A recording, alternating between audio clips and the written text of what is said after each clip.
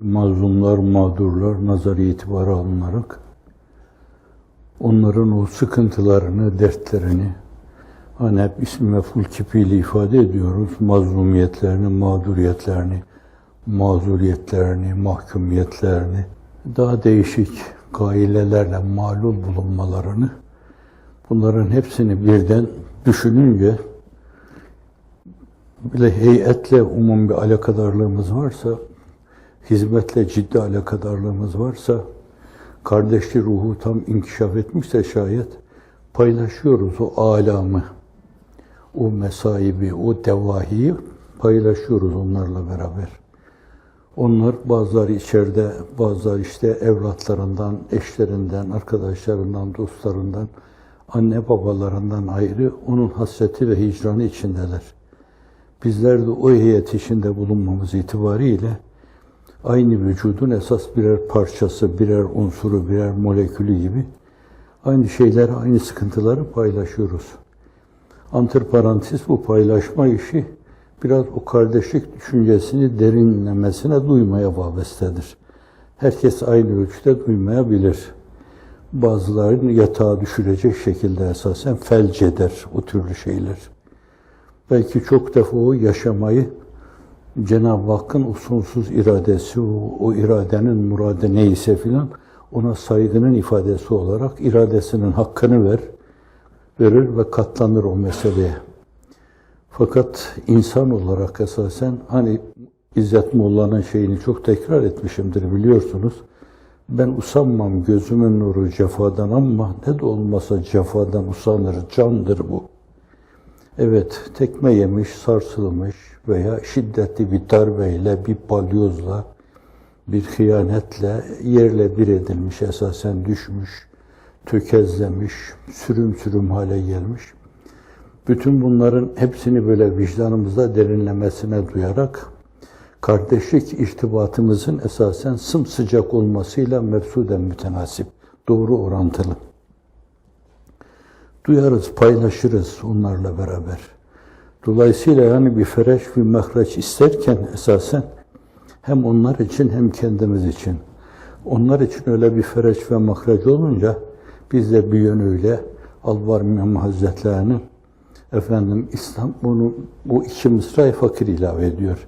İslam yeniden doğa, bayram o bayram olur. Bayram o bayram olur, ona ait. Işık zulmeti boğa, bayram bu bayram olur. Her yana rahmet yağa, bayram bu bayram olur.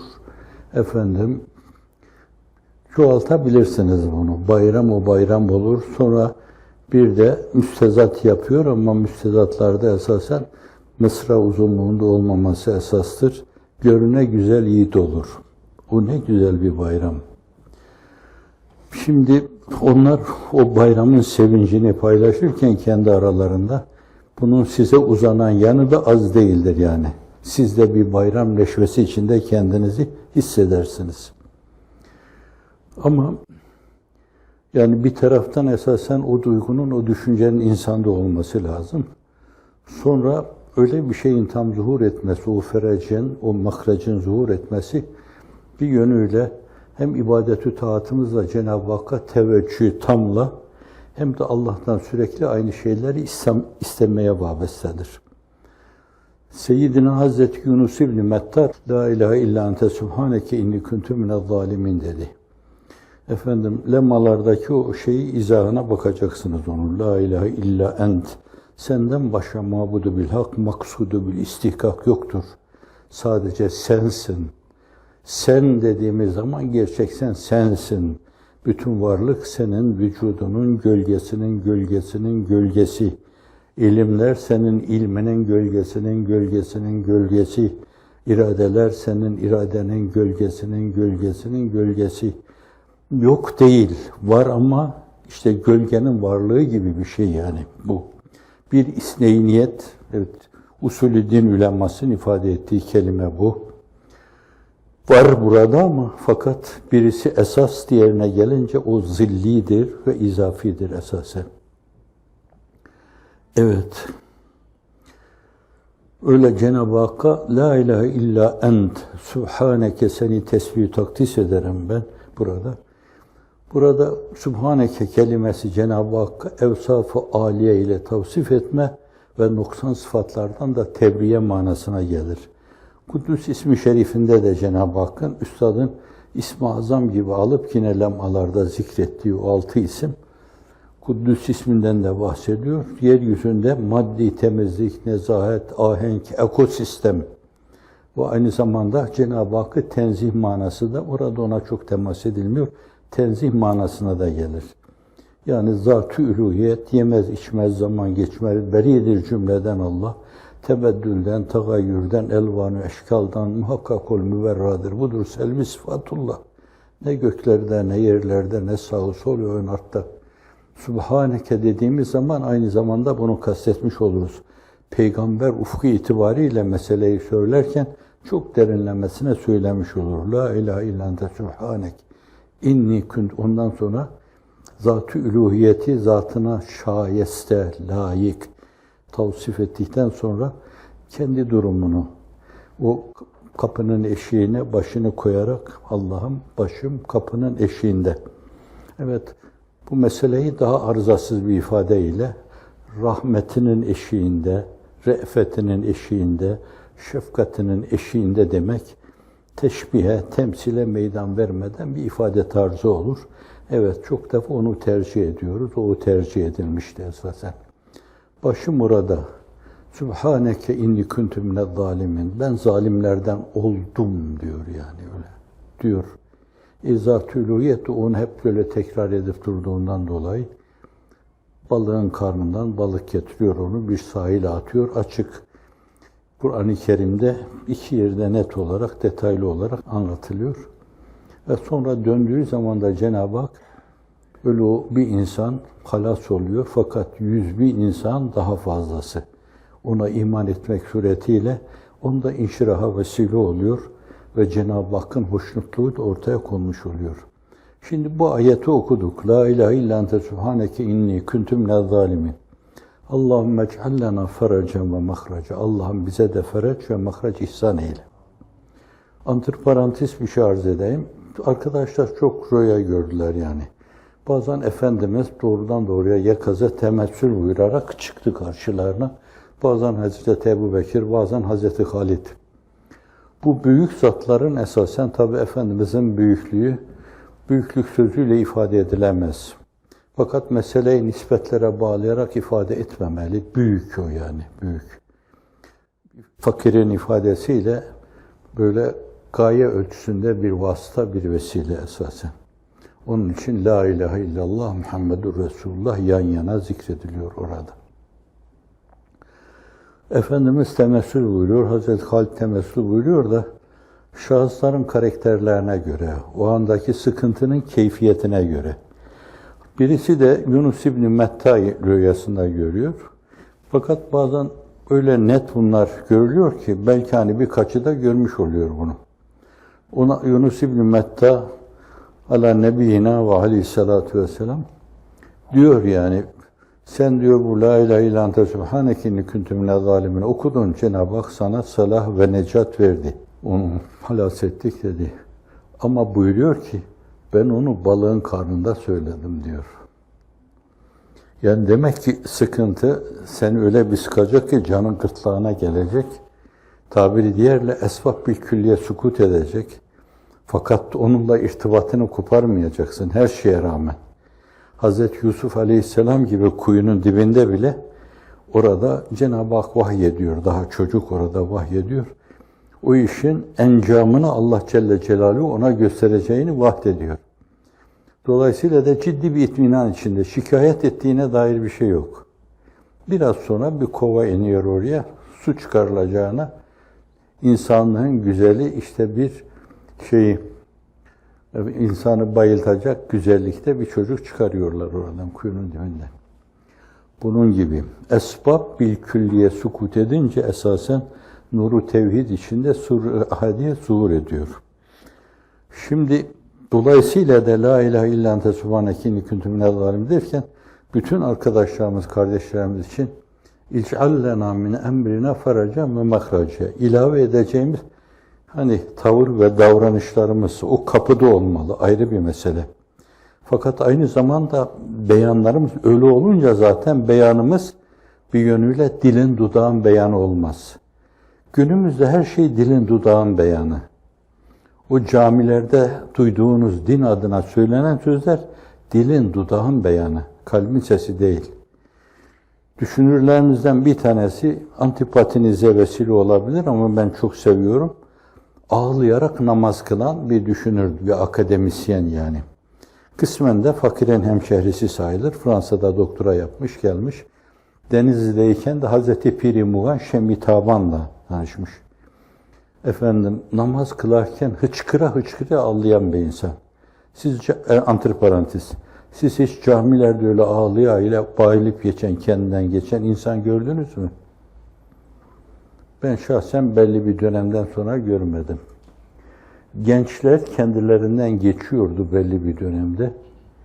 Fakat bir yönüyle o ruh haletini öldürdüler esasen. Kezzap döktüler onun üzerine. Kendilerine benzettiler. O gençlik namazdan uzaklaştı.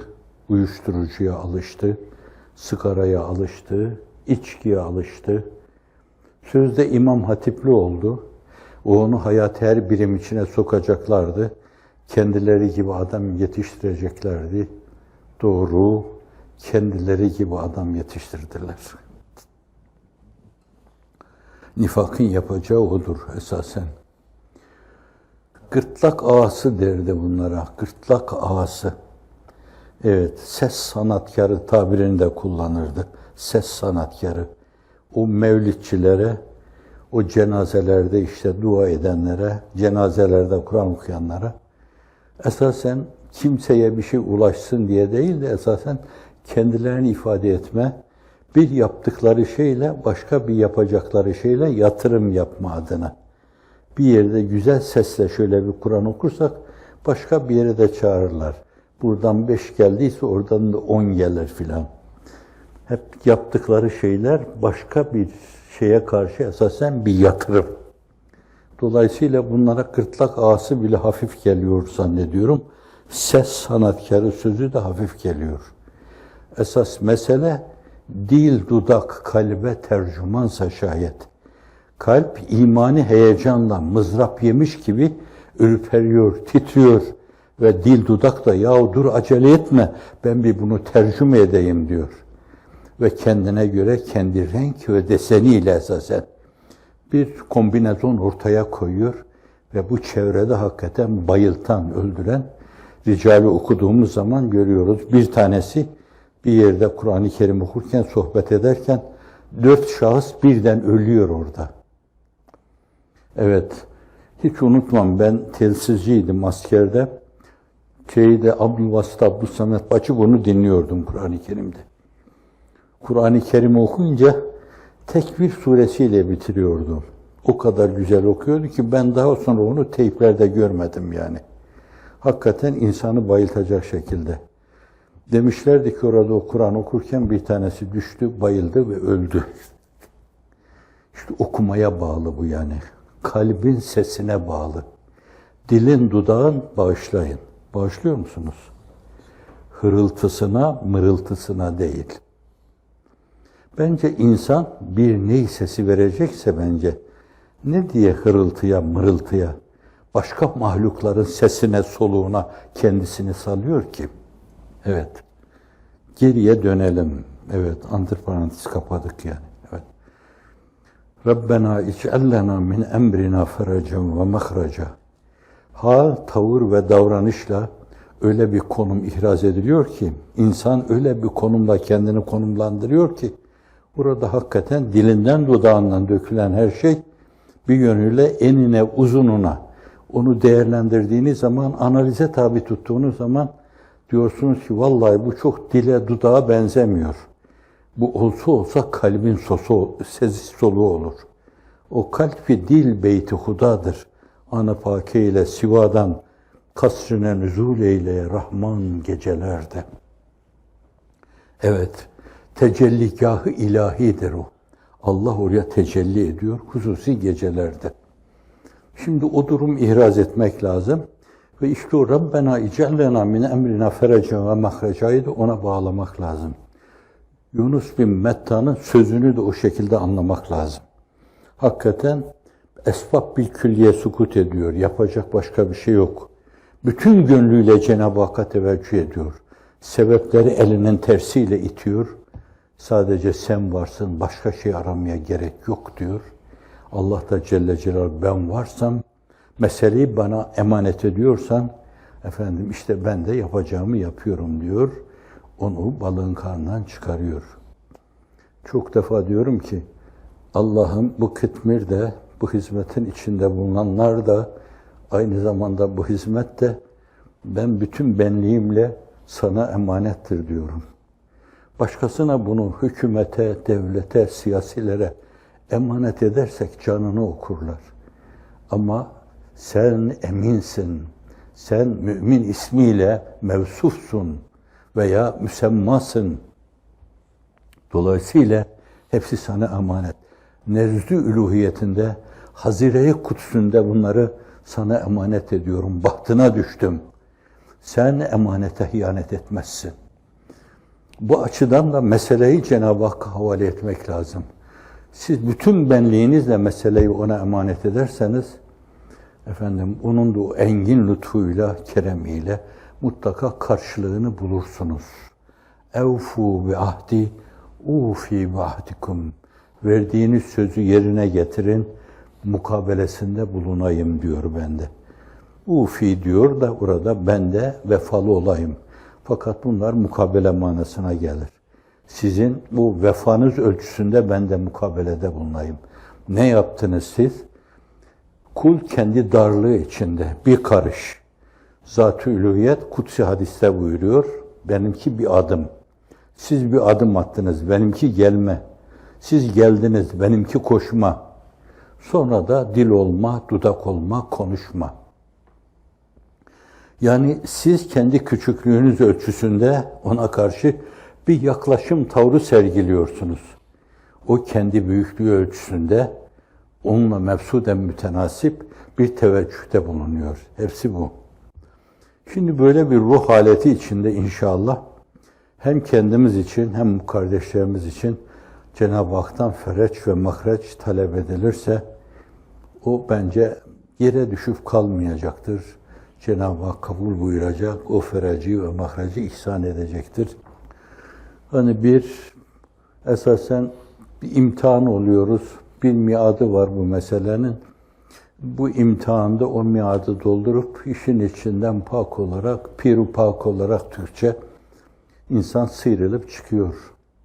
Bir ikincisi Cenab-ı Hakk'ın belli bir dönemde bize lütfettiği imkanları rantab değerlendirmediğimizden dolayı Cenab-ı Hak o vaktini erişip eda edemediğiniz şeyleri katlayarak kaza eden yani. Kaza edince malum ikindiyi kaza ediyorsunuz. Bir ikindinin farzı, bir de başka bir farz yani.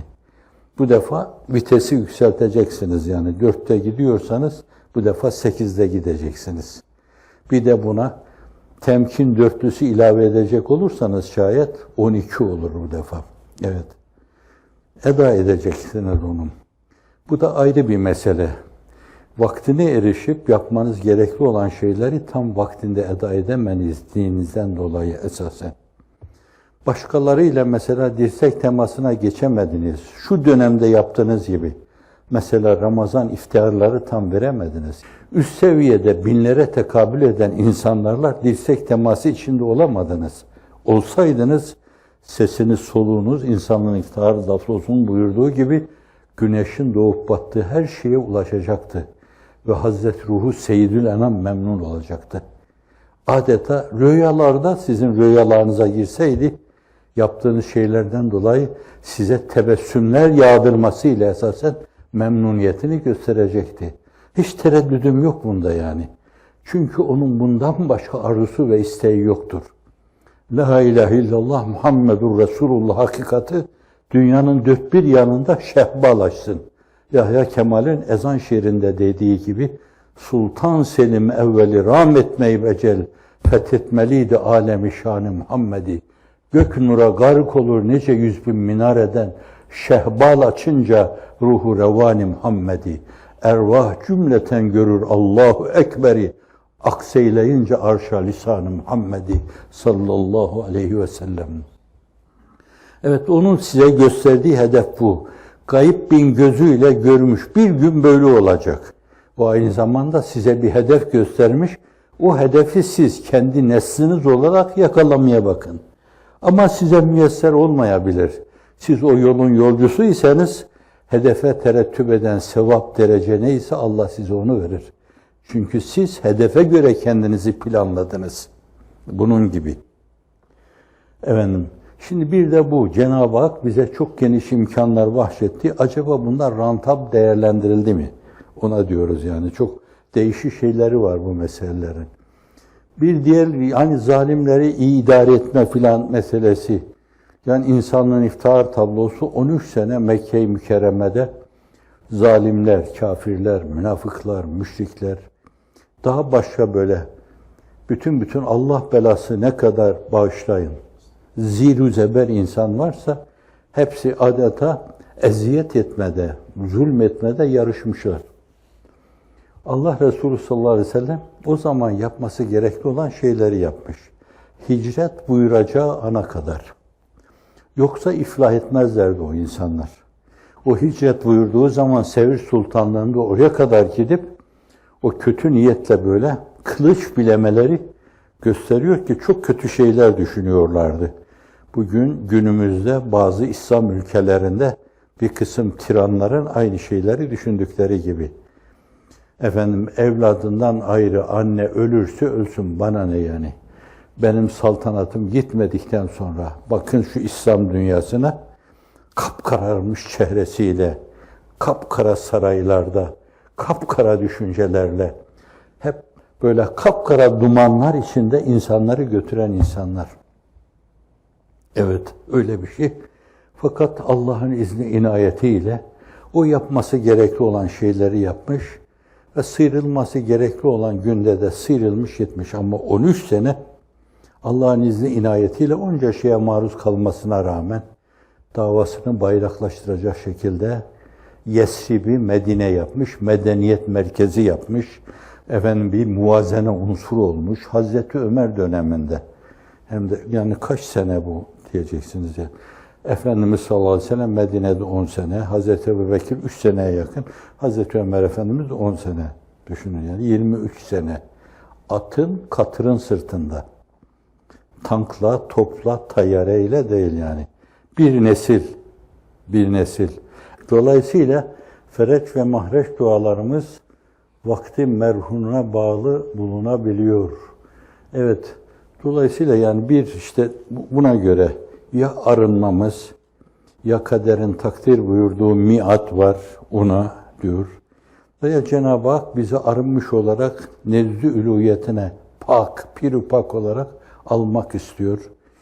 Onun arkasındaki insanların, yıldızların buyurduğu, yani Es-Sâbik ken-nücûm be-eyyihim ihtedeytüm. Onun ashabının arkasında saf bağlamak için esasen o ölçüde arınma, pir-i-pak olma mevzu. O noktayı ihraz etmek için esasen o mevzuda bir kıvam sergileme, bir mukavemet sergileme esasen. Hakikaten Allah'ın izni inayetiyle onun sesini, soluğunu bütün dünyaya duyurabilecek bir kıvam sergileme.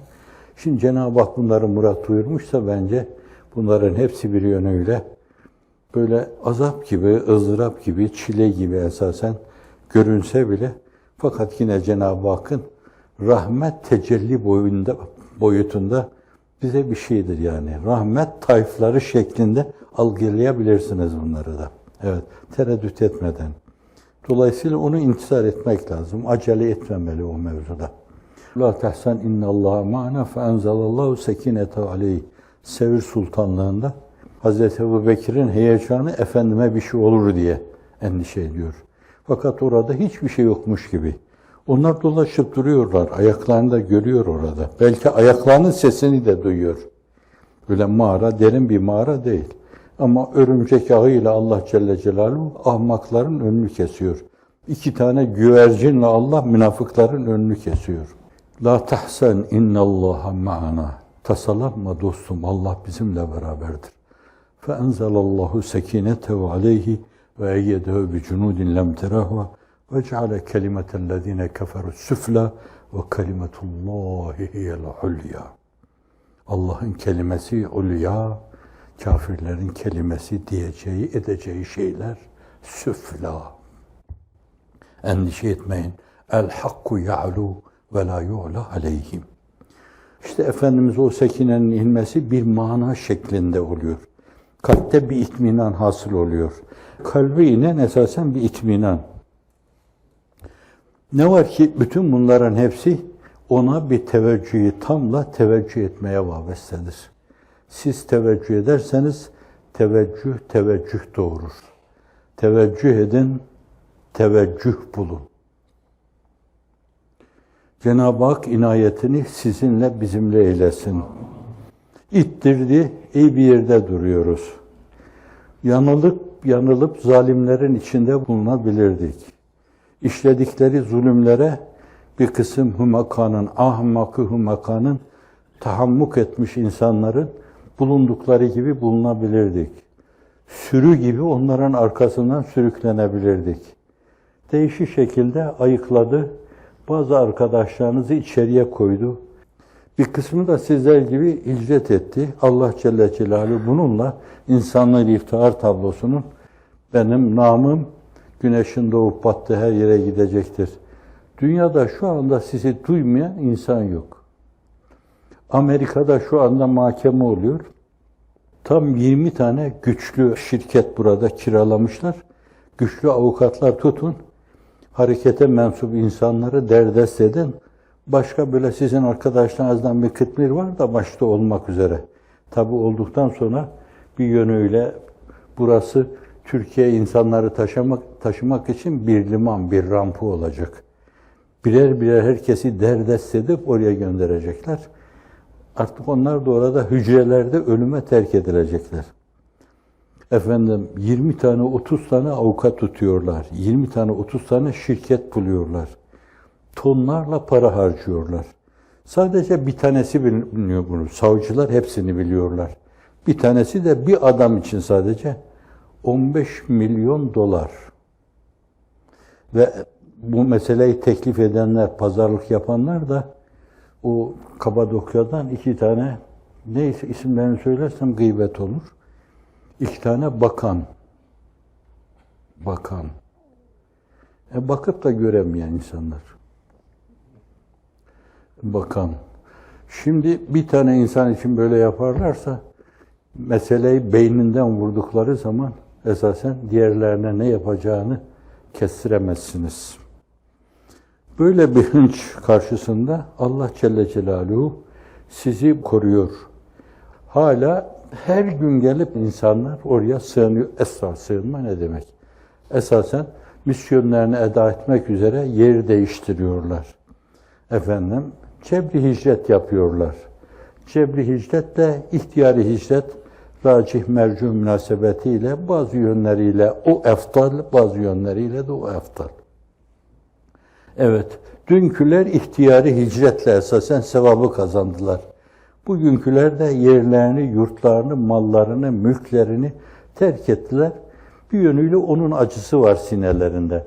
Ama olsun diyorlar, dünyanın dört bir yanında ruhu revani Muhammed-i şehbalaşsın da ne olursa olsun diyorlar. Allahümme ayinna ala zikrik ve şükrik ve hüsne ibadetik. Allahümme ensurna ala adayna kullihim ecma'in mines siyasiyin vel askeriyin ve şürtiyin vel istikbariyin vel adliyin vel mülkiyin fi kulli enha'il alem ve fi kulli neva'il hayat. Ya Azizu ya Cebbar, ya Celil ya Kahhar, istecib davatina ve la tuhayyib recana ve la teruddena haibin ve in lem nekun ehlen fe ente ehlun lidhak ya erhamer rahimin ya zel celali vel ikram.